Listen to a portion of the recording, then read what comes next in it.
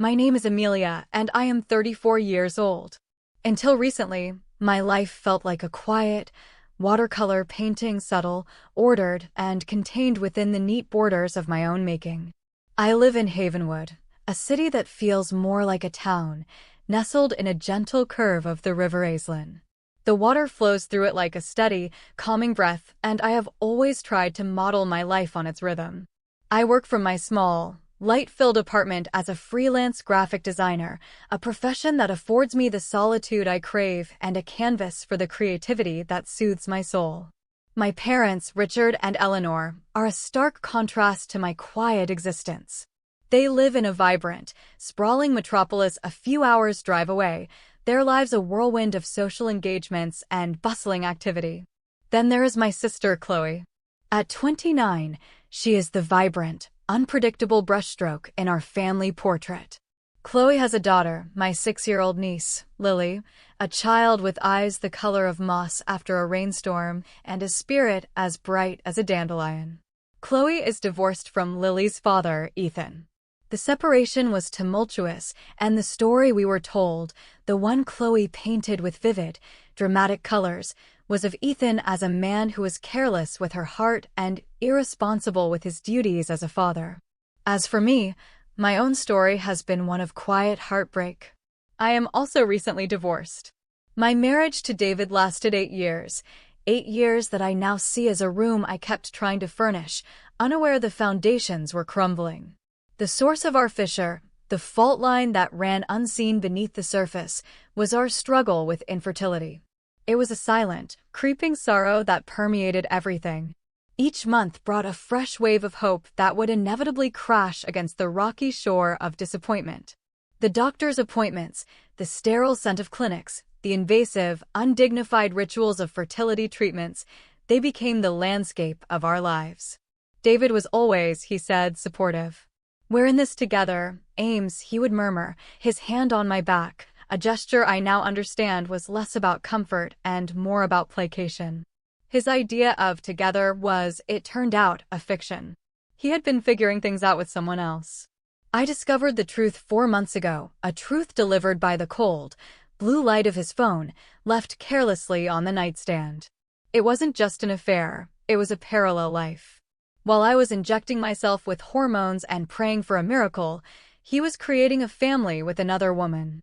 They had 2 children. 2. The cruelty of it was breathtaking. The divorce was a brutal amputation. In the sterile chill of a lawyer's office, David had the audacity to lay the blame at my feet. "You couldn't give me a family," he said, his voice devoid of the warmth I had once mistaken for love. "A man has needs." As if my body's refusal to conceive was a personal failing, a deliberate act of withholding. He spoke of my infertility as if it were a character flaw and not a profound, cellular grief I carried every single day. The process of dismantling our shared life nearly dismantled me. Dividing assets, signing papers, boxing up memories, it was a methodical erasure of a life I thought was mine. I was left feeling hollowed out, a ghost haunting the rooms of my own apartment. So, when my mother called a month after the ink on the divorce decree had dried, her voice filled with manufactured cheer, I was desperate enough to listen. "We're planning a family trip, darling," she'd announced. "A little getaway to Seabrook. The fresh sea air will do a world of good. It's time to heal, to be with people who love you." Seabrook. A serene coastal town known for its long, windswept beaches and the quiet majesty of its state parks. The idea took root in the barren soil of my heart. I pictured myself walking along the shore, the salty spray on my face, the rhythmic roar of the waves washing away the residue of my sorrow. I imagined quiet evenings with my family, the warmth of their presence a balm on my wounded spirit. For the first time in what felt like an eternity, a tiny, fragile flicker of hope ignited within me. I allowed myself to lean into it. I went to a local bookstore and bought a novel I'd been meaning to read, its crisp pages promising escape. I bought a pair of sturdy walking shoes and a soft, oversized cashmere sweater the color of seafoam, perfect for bracing against the cool coastal evenings. When I spoke to Chloe on the phone, her voice was effervescent. "Lily is over the moon," she'd chirped. She's already packed her bucket and spade. She talks of nothing but sandcastles and seashells. The day of our departure arrived, draped in the soft, gray light of an early morning. I took a taxi to Havenwood's Grand Street Station, a beautiful old building of stone and glass that always felt imbued with a sense of quiet dignity and hopeful journeys. The air inside hummed with the gentle murmur of travelers, a sound that was both exciting and calming. I saw them near Platform 4, a small island of familiarity in the sea of strangers. My parents, looking slightly overwhelmed by the echoing space, were seated on a polished oak bench. Chloe stood nearby, a whirlwind of nervous energy, while Lily, a splash of sunshine in a bright yellow raincoat, spotted me. "Auntie Ames," she cried, her voice a pure, clear bell. She ran to me, her arms outstretched, and I knelt to scoop her into a hug that smelled of sweet soap and childhood. "Hello, my little sprout," I murmured into her hair. "Are you ready for an adventure?" "I'm going to find the biggest shell in the whole world," she declared, her face beaming. Chloe drifted over, giving me an air kiss that barely grazed my cheek. "Perfect timing," she said, her eyes already darting around the concourse. "Listen, could you do me a massive favor? Lily's been talking nonstop about the hot chocolate from the steaming mug on the other side of the station. You know, the one where they make the art in the foam? The line at the kiosk here is a mile long, and our train will be boarding soon." She gave me a pleading look, one she had perfected since childhood. I glanced towards the far end of the Great Hall. The steaming mug was a well-known local institution, famous for its artisanal approach to everything. "Of course," I said, looking at the departures board. We had a comfortable 45-minute window. "I'll be right back." I set off across the polished terrazzo floor, the gentle click of my boots echoing in the vast space. The queue at the cafe was, as Chloe had predicted, long. It snaked from the counter in a patient, meandering line. The service was not so much slow as it was deliberate. Each coffee, each pastry, was prepared with a kind of focused, unhurried reverence. As I waited, checking the time on my phone, a familiar voice called my name. "Amelia? Amelia Thorne, is that you?" I turned to see Sarah, a friend from university I hadn't seen in years. Her face, framed by a cascade of auburn curls, broke into a wide, warm smile. "Sarah, what on earth are you doing here?" "I live here now," she laughed. "Well, not in the station, but in Seabrook. I'm a potter. My husband and I have a small studio just outside of town." "What about you?" "Family trip to Seabrook, actually. A much-needed one." We fell into the easy, comfortable rhythm of old friends catching up. She told me about her two boisterous sons, her husband's work as a marine biologist, and the quiet, fulfilling life they had built by the sea. I told her, in broad, gentle strokes, about my divorce. She listened with a deep, unaffected sympathy that was more comforting than any platitude. There was no pity in her eyes, only understanding. "The ocean has a way of healing things," she said softly. "It puts everything into perspective." Her words were a comfort, and our conversation flowed so easily that time seemed to dissolve. When I finally reached the counter, purchased the hot chocolate, complete with a perfect, frothy leaf on top, and said my goodbyes to Sarah, I glanced at my watch. I had been gone for nearly 40 minutes. A prickle of anxiety went through me. I hurried back towards Platform 4, expecting to see my family looking impatient, perhaps even a little annoyed at my long absence. But the platform was empty. My parents' bench was vacant. Chloe and her whirlwind energy were gone. The train information board above the platform now displayed a different destination. A cold knot of dread tightened in my stomach. I scanned the area, my heart starting to pound a frantic, irregular rhythm against my ribs. And then I saw her. Lily. She was sitting all by herself on a different bench, further down the platform, almost hidden behind a large pillar. She was clutching a small, hand-knitted bunny to her chest, her little legs in their bright red boots sticking straight out, not quite reaching the floor. Her moss-green eyes were wide, scanning the faces of the strangers hurrying past, filled with a brave, terrified stillness. I ran to her, the hot chocolate sloshing forgotten in my hand. I dropped to my knees in front of her. "Lily, sweetheart. Where is everyone?" Where's your mommy? She looked up at me, and her carefully constructed bravery crumbled. Her lower lip began to tremble. They went on the train, Auntie Ames, she whispered, her voice barely audible over the station announcements. Mommy said they had to catch an earlier one. She said you would be my special person for our trip. Her small hand fumbled in the pocket of her yellow raincoat and pulled out a piece of folded, cream-colored stationery. My sister's handwriting, a whimsical, looping script that I knew as well as my own, filled the page. My hands shook as I unfolded it. The note read, Amelia, you've always talked about wanting to be a mother. Well, here's your chance for a little practice run. We, my parents and I, really needed a proper break, away from all the stress. I knew you wouldn't mind. Have fun. P.S. I've booked you a separate place, a little cottage.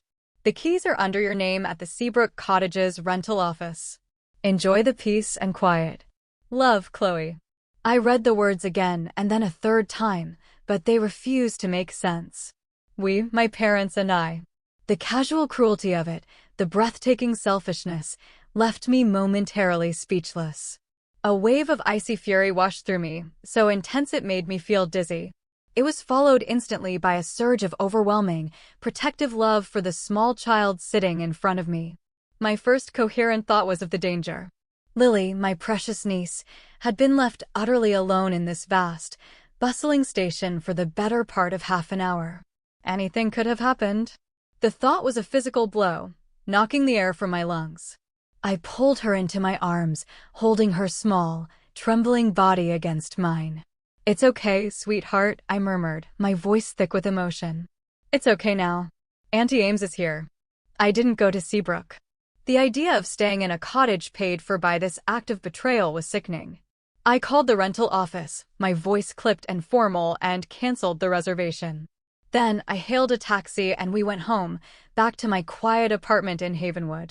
The contrast between the salty ocean air I had anticipated and the familiar, still silence of my own home was jarring. That evening, I made Lily her favorite comfort food, simple pasta with melted butter and a dusting of Parmesan cheese. Afterwards, we built an elaborate pillow fort in the living room, draping blankets over chairs and creating a cozy, secret world of our own. We lay inside, watching an animated film about a lost clownfish searching for his son across the vast ocean. The irony was a dull ache in my chest. During a commercial break, Lily turned to me, her face illuminated by the flickering light of the television. Auntie Ames, she asked, her voice small, why didn't Mommy wait for us? Was she mad at me? Her question was a tiny, sharp arrow to my heart. How do you explain to a 6-year-old that her own mother has abandoned her out of sheer, unadulterated selfishness? Oh, sweetheart, no, I said, stroking her soft hair. No, she wasn't mad at you. This has nothing to do with you. Sometimes grown-ups make very confusing choices. But you're perfect, and this is never, ever your fault. I wasn't sure if she understood, but she snuggled closer to me, and we watched the rest of the movie in silence. Later, after Lily was tucked into my guest room, surrounded by my softest pillows and blankets, a tiny, sleeping form in the middle of the big bed, I sat in my darkened kitchen. I held a cup of chamomile tea, its warmth doing little to thaw the chill inside me. Chloe's words, scribbled on that creamy stationery, echoed in my mind. You've always wanted to be a mother. The casual, calculated cruelty of it was breathtaking. She had used my deepest wound as a weapon, as a justification for her own appalling behavior. And then my thoughts drifted to Ethan. The man Chloe had so skillfully painted as the villain in her story. The neglectful father, the man who had walked away. But what if the canvas was flawed? What if the colors she had used were lies? What if his version of the story was shaded with truths I had never been allowed to see? My fingers trembled slightly as I found his number in my contacts, a relic from a time when we were almost family. I hesitated for only a moment before composing a message. Ethan, it's Amelia, Chloe's sister. Something has happened. Chloe has left Lily with me under very concerning circumstances. Can we please talk? Lily is safe here with me. I pressed send, my heart pounding a nervous rhythm against my ribs. He called less than 5 minutes later, his voice tight with an alarm that felt genuine and deeply paternal. "Amelia? What's wrong? Where's my daughter?" He arrived at my apartment the next morning, his face etched with worry. He was not the monster Chloe had described. He looked tired, yes, and there were lines of stress around his kind, steady eyes, but he exuded an aura of quiet strength. He carried a beautifully illustrated book of classic fairy tales, its cover depicting a castle nestled among the stars. The moment Lily saw him, her face lit up with a pure, unadulterated joy that told me everything I needed to know. "Daddy," she cried, launching herself into his arms. "My little sea star," he whispered, holding her as if she were the most precious thing in the world. He sank to his knees, hugging her tightly, and I saw his eyes glisten with unshed tears. Watching them, a painful knot in my chest began to loosen. This was not a man who had abandoned his child. After Lily was settled on the sofa, completely engrossed in the vibrant illustrations of her new book, Ethan and I sat at my small kitchen table. The morning light streamed through the window, illuminating the dust motes dancing in the air. He began to speak, his voice low and laced with a pain he had clearly carried in silence for a very long time. He told me his side of the story. It wasn't about a simple falling out of love or a wandering eye. Chloe's issues, he explained, were far more complex, hidden behind the charming, artistic facade she presented to the world. He pulled his phone from his pocket and began to show me evidence he had been quietly compiling for months. Bank statements that detailed how the money he sent for Lily's care, for clothes, food, and preschool, was being funneled into expensive artisan wellness retreats, high-end designer clothing, and an alarming number of charges at upscale bars. He showed me emails and text messages, not of infidelity, but of a pattern of breathtaking emotional manipulation. He'd saved messages where she lied about her whereabouts, her voice and accompanying voicemails audibly slurred, while claiming to be at a parent-teacher meeting or a pottery class. Her drinking, it started socially, but it grew, he said, his gaze fixed on the worn surface of my table. It became a problem. I tried to get her help, Amelia. I begged her to go to counseling, to join a support group. She refused. She turned it all around on me, told everyone I was controlling and trying to stifle her creative spirit. He sighed, a heavy, weary sound. When we went to court for the divorce, she was so convincing. She played the victim perfectly. The truth is, I didn't want to fight dirty.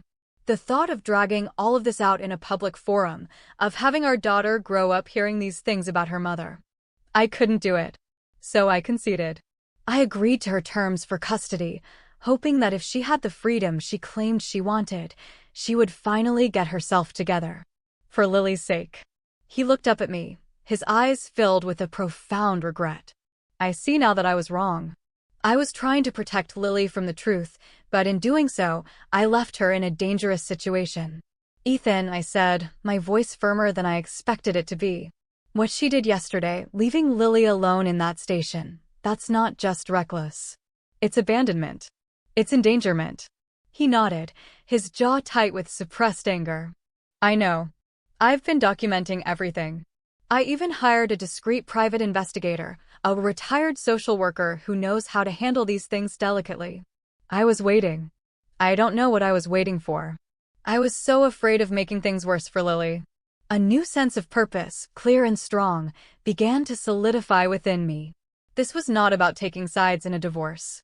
This was about protecting a vulnerable child. "Let me help you," I said, meeting his gaze. "We need to do what's right for Lily." What Chloe did was the last straw.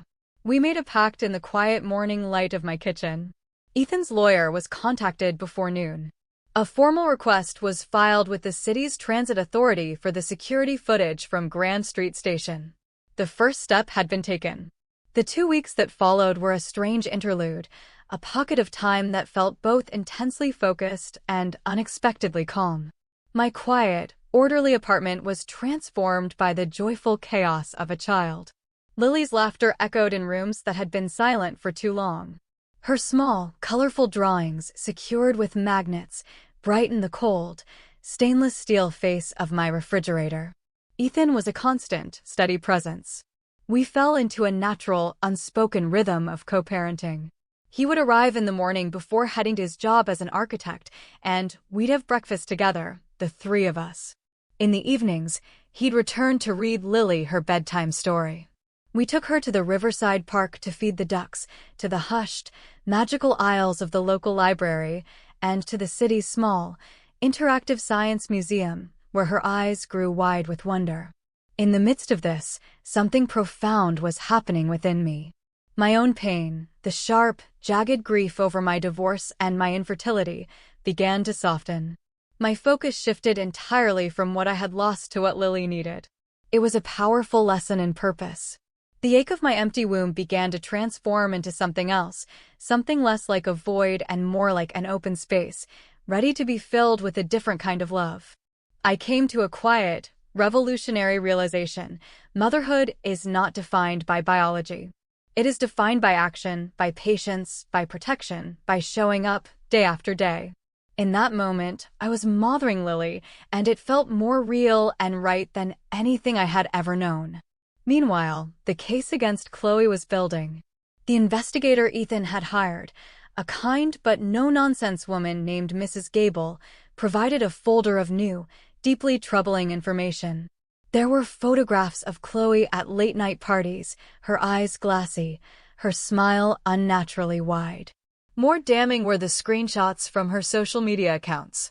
Her healing family vacation was a complete fabrication. She was not in Seabrook with our parents.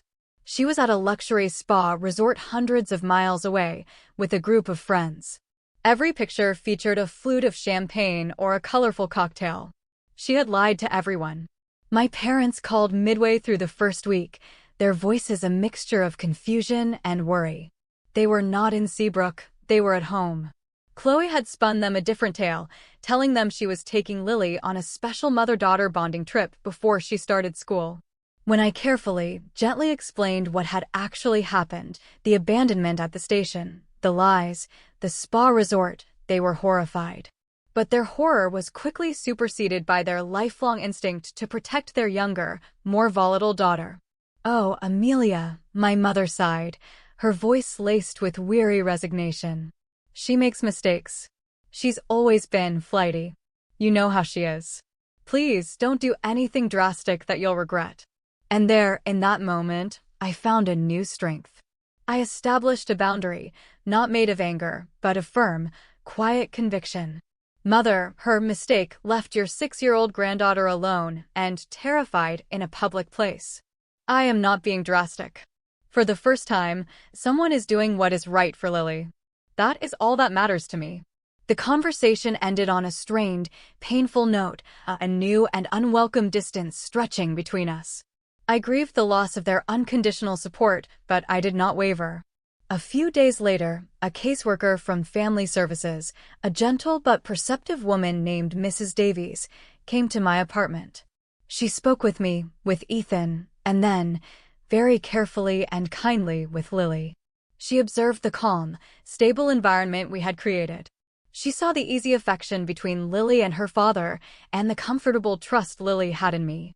In her soft-spoken way, Lily told her, "Auntie Ames makes the best pillow forts, and Daddy reads me stories about stars every single night." On Friday, the lawyer called with an update. "We have the security footage," he said, his voice crisp and professional. "It's conclusive. It clearly shows Ms. Dubois handing the child her stuffed animal, pointing your sister towards the cafe, and then immediately boarding the earlier train with her parents." "Wait," he paused. "Correction. She boards alone. She is not with your parents." The lie was even more layered than I'd imagined. The timestamp shows the child, Lily, was left unattended on the platform for a total of 37 minutes. A station guard is seen approaching her just moments before you return, Amelia. This is irrefutable. 37 minutes. The number hung in the air, a testament to an unimaginable breach of trust. My resolve hardened into steel. The text from Chloe arrived on a Sunday evening, as if on cue. It was breathtaking in its casualness. "Hey, back in town. What a trip. We'll swing by to pick up Lilybug around 7 tomorrow evening. Hope you two had a blast. Hugs and kisses." The confrontation was set.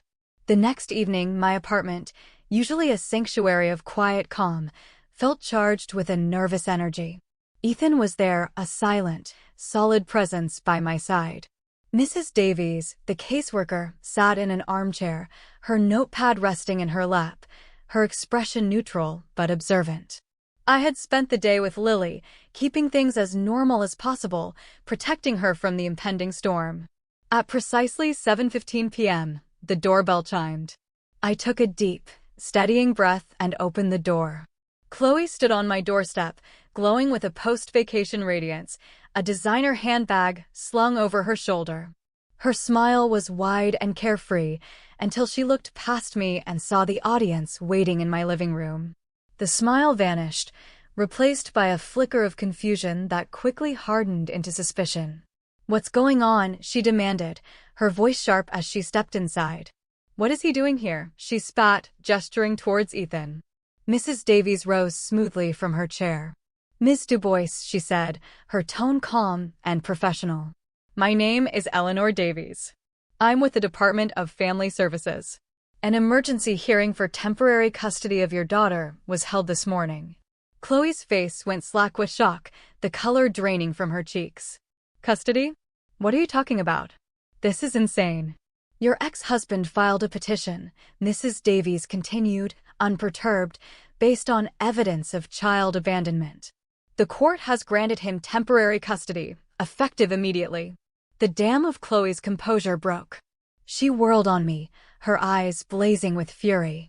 "This is your fault," she shrieked, her voice echoing in the small room. "You've always been jealous. Jealous that I have a child and you couldn't. You're trying to take my daughter away from me." Her words were poison darts, aimed at my most vulnerable spot. But a year ago, they would have shattered me.